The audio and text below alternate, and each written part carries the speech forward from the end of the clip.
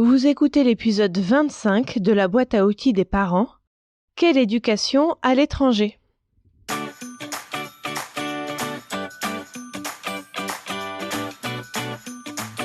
Bonjour, je suis Juliette Cerceau, je suis coach de vie et coach parental. Je suis ravie de vous accueillir sur la boîte à outils des parents. C'est le podcast dédié aux parents qui vous donne des outils concrets applicables facilement et immédiatement pour vivre une parentalité plus épanouie. Aujourd'hui, je veux vous parler du livre Maman du monde, écrit par Anya Pamula et Dorothée Sada et publié aux éditions First. Alors, pourquoi j'en suis venue à vouloir lire ce livre? Eh bien, je vous en avais déjà parlé dans les épisodes sur le sommeil, les épisodes 12 et 13. Je galérais avec le sommeil de mon fils, il ne dormait pas seul, tout simplement. Il fallait soit passer des heures à l'endormir dans sa chambre, dans son lit, et tenter de sortir de la chambre sans faire craquer le parquet, sinon il fallait tout recommencer. Et s'il se réveillait la nuit et voyait qu'il était seul, eh bien il fallait recommencer. Ou alors il fallait qu'il dorme avec mon conjoint et moi, soit dans notre lit entre nous deux, soit par terre sur son matelas qu'on avait ramené de sa chambre. Ça me pesait beaucoup parce qu'à cette époque-là, tout ce que j'entendais autour de moi avait beaucoup d'impact sur moi. J'entendais des choses comme « c'est pas normal qu'il n'arrive pas à dormir tout seul » ou « ah bon, il dort encore avec vous? Mais il va dormir avec vous jusqu'à quel âge ?» ou encore « eh bien, le cordon n'est pas tout à fait coupé ». Ces réflexions désobligeantes me peinaient et m'agaçaient. Parce que ces personnes-là n'étaient pas là le soir quand j'essayais désespérément d'endormir mon fils. Elles n'étaient pas là quand on a essayé de le laisser pleurer et qu'au bout de 3 heures nous sommes allés le chercher. Elles n'étaient pas là quand j'étais morte de fatigue, si bien que j'ai failli avoir des accidents de voiture. Parce que c'était la solution que j'avais trouvée pour moi à ce moment-là. Jusqu'au jour où je croise le chemin de mon amie Virginie, médecin en PMI en région parisienne, qui est devenue par la suite une très bonne amie. De par son métier, elle rencontrait pas mal de familles venues d'ailleurs que de France. Et elle m'a dit qu'il y avait plus de la moitié des parents du monde qui dormaient avec leurs enfants jusqu'à un âge avancé.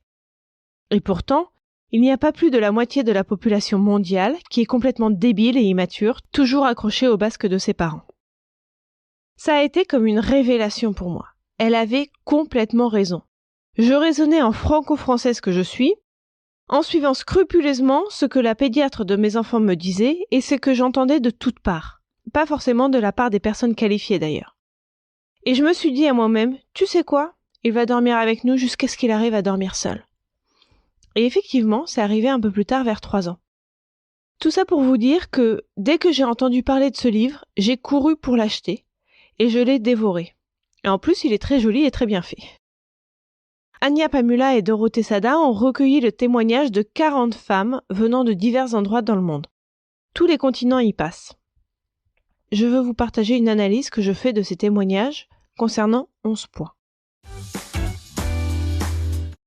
Donc, je continue par le sommeil. Effectivement, dans une yourte en Mongolie, les enfants peuvent difficilement dormir dans leur chambre puisque les yourtes sont constituées d'une seule pièce. Mais c'est pareil dans beaucoup de pays. En Russie notamment, au Japon, au Pakistan. Toute la famille dort ensemble. Et c'est normal. Où est l'intimité du couple, me diriez-vous? Eh bien, visiblement, les parents arrivent très bien à se débrouiller car il y a en général plusieurs enfants. Les horaires de sommeil sont très variables. Il y a beaucoup de pays où il fait chaud et où les habitants de ces pays commencent à vivre tard le soir. Donc là, les enfants sont laissés à s'amuser sans que leur mère ne leur court après, en leur disant « Il est 20h, tu devrais déjà dormir !» En Espagne, par exemple. Idem sur les siestes. Pensez à ces mamans africaines qui portent leurs enfants toute la journée sur leur dos dans un drap, les enfants s'endorment, puis se réveillent, puis s'endorment de nouveau, sans se préoccuper de l'heure qu'il est. En Argentine, les enfants dorment quand ils sont fatigués et on ne s'embête pas avec les doudous, le silence, la petite musique, etc.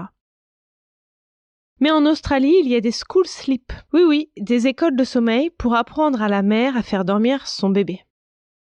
Je pense qu'à ce sujet, il est important de respecter le rythme et la demande des enfants. J'en parle plus en détail dans les épisodes 12 et 13 de la boîte à outils des parents consacrés au sommeil. Je veux maintenant vous parler de l'isolement des jeunes parents. En France, les jeunes parents sont assez isolés. Ils rentrent de la maternité, ils vivent seuls et doivent se débrouiller à tout gérer. Une sage-femme passe dans les premiers temps, mais si tout se passe bien d'un point de vue médical, ces visites cessent. En Algérie, au Bahreïn, au Chili, la mère de la jeune maman ou du jeune papa vient s'installer à la maison pour une durée de 2 à 3 mois. La jeune maman n'a alors pas à s'occuper de l'intendance de la maisonnée, des repas et autres choses à faire obligatoirement. La quarantaine ou le repos des 40 jours. En Chine, mais aussi en Turquie, au Pakistan, au Bahreïn, et même en Espagne, dans l'ancienne génération, la jeune maman ne doit quasiment rien faire pendant les 40 jours suivant la naissance. Parfois, elle ne doit pas se laver, même les cheveux. Ça peut paraître dégoûtant, mais ayez en tête que dans pas mal d'endroits dans le monde encore, il n'y a pas d'eau courante et chaude. La maman ne doit donc pas attraper froid. Et parfois, elle ne doit même pas sortir de chez elle. L'implication du papa. Ce que je remarque, c'est que dans quelques pays, le papa est pour ainsi dire mis sur la touche. Au Chili, au Cameroun, au Monténégro, il ne commence à s'occuper des enfants qu'à partir de 3 ans. Mais les nouvelles générations veulent que le père s'implique plus, que cette envie vienne de la jeune maman ou du jeune papa. Alors l'accouchement est très très variable. Déjà, dans pas mal d'endroits du monde, en Inde, au Kenya, aux Philippines, l'accouchement est un acte médical risqué et la mortalité de la maman et du bébé est parfois assez élevée. Rappelons-nous de la chance que nous avons en France de ce point de vue-là. Si l'accouchement est par voie basse ou par césarienne est très hétérogène. Ça m'a beaucoup surpris. En Arménie, au Brésil, en Chine, les césariennes sont programmées pour faciliter l'organisation de l'hôpital, parce que plus d'argent rentre dans les poches du médecin, pour choisir la date de la naissance en fonction des astres, ou encore parce que accoucher par voie basse, ça fait mal. Il y a la péridurale, n'est-ce pas? Oui, mais pas forcément. Là aussi, selon le pays, on la propose volontiers ou non. Au Japon, la douleur ressentie pendant l'accouchement correspond à la force de l'amour que l'on va ressentir pour son bébé. Dans certains pays, on dit que la péridurale peut endommager la colonne vertébrale et causer une paralysie. En Guinée, on accouche sans anesthésie, et en silence s'il vous plaît, car c'est mal vu d'exprimer sa douleur, comme d'autres émotions d'ailleurs. Le prix de l'accouchement entre également en ligne de compte. En Australie et aux États-Unis, il faut compter entre 3 000 et 4 000 $, alors qu'en France, c'est complètement gratuit. Et si on rajoute la péridurale ou la césarienne, c'est plus cher. C'est aussi payant dans d'autres endroits du monde, mais moins cher pour nous en France. Mais attention, il faut remettre en perspective les prix pratiqués dans ces pays par rapport au niveau de vie du pays en question. La diversification alimentaire est également très différente. En France, début 2016, on m'avait expliqué que c'était d'abord des légumes seuls pendant quelques jours, puis un autre légume, puis quelques temps plus tard des fruits, toujours cuits, les céréales pas avant 6 mois, les légumineuses encore après, et vers 8 mois, je pouvais commencer à introduire de la viande. Mais ce qui est étrange, c'est qu'une copine qui a fait la diversification pour sa fille qui a 4 ans de plus que mon fils, c'était pas pareil. Eh bien, chaque pays a des pratiques différentes. J'ai l'impression qu'en France, on contrôle beaucoup ce que mangent les bébés. Ne serait-ce que l'introduction des fruits exotiques avant 1 an. Bon, ok, mais comment ils font dans les pays où justement il n'y a que des fruits exotiques? Parce que pour ces pays-là, c'est plutôt la pomme le fruit exotique. En Pologne, on mélange les fruits et les légumes. Des purées ou compotes, je sais pas comment on les appelle, épinards-pommes. Il y a beaucoup d'enfants qui mangent rapidement comme tout le monde. Les adultes piochent dans le plat principal et coupent ou pré-mâchent pour donner au bébé. Faut-il ou non laisser pleurer un bébé?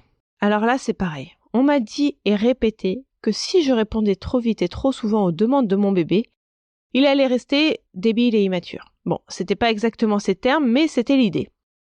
Si bien qu'à 8 jours de vie, il fallait déjà que je le laisse pleurer. J'ai appris plus tard que c'est justement le contraire qu'il faut faire. Plus l'adulte répond aux besoins et aux demandes des bébés, plus le lien d'attachement se crée, et c'est un lien qui est absolument indispensable pour le bon développement des enfants. Et je pense que les 3/4 de la population mondiale l'a compris, car on ne laisse pas pleurer les enfants. Jamais. Au Bahreïn par exemple, en Pologne, au Pakistan. De toute façon, ailleurs dans le monde, on vit beaucoup en famille élargie, que ce soit la vraie famille ou les amis, les voisines. Donc il y a toujours quelqu'un pour s'occuper d'un enfant qui pleure ou qui demande de l'attention. Rassurez-vous, je n'ai pas écouté ça et je n'ai pas laissé mon bébé pleurer. Un gros sujet est l'allaitement. Faut-il ou non allaiter son bébé? Est-il décent de le faire dans un lieu public ou non? Beaucoup de diversité là aussi. Dans certains pays, on allaite jusqu'à ce que l'enfant ne veuille plus. Dans d'autres, il est bien vu de le faire jusqu'à un certain nombre de mois, mais surtout pas après. Dans certains pays, les mamans doivent se cacher pour allaiter, quand dans d'autres, elles peuvent le faire n'importe où sans se cacher. Dans beaucoup de pays, la naissance d'un enfant est une véritable fête. On invite la famille et les amis un certain nombre de jours après la naissance et on fait une très grande fête. Dans certains pays, c'est tout le quartier qui fait la fête. Au Chili, par exemple, le futur papa fait la fête pendant 1 semaine à l'annonce de la grossesse. La place de l'enfant n'est pas la même selon les pays. Un petit adulte en Allemagne, un être inférieur au Pakistan qui doit suivre les règles sans broncher. Le portage ou la poussette. Dans certains pays, comme au Mexique, c'est horrible, mais les enfants peuvent se faire voler pour obtenir une rançon. Donc les enfants sont portés. Il n'y a pas de poussette. Au Cameroun et en Bolivie, les enfants sont portés dans des pagnes ou des draps. Ils y restent toute la journée. En France, on est plus poussette, je crois.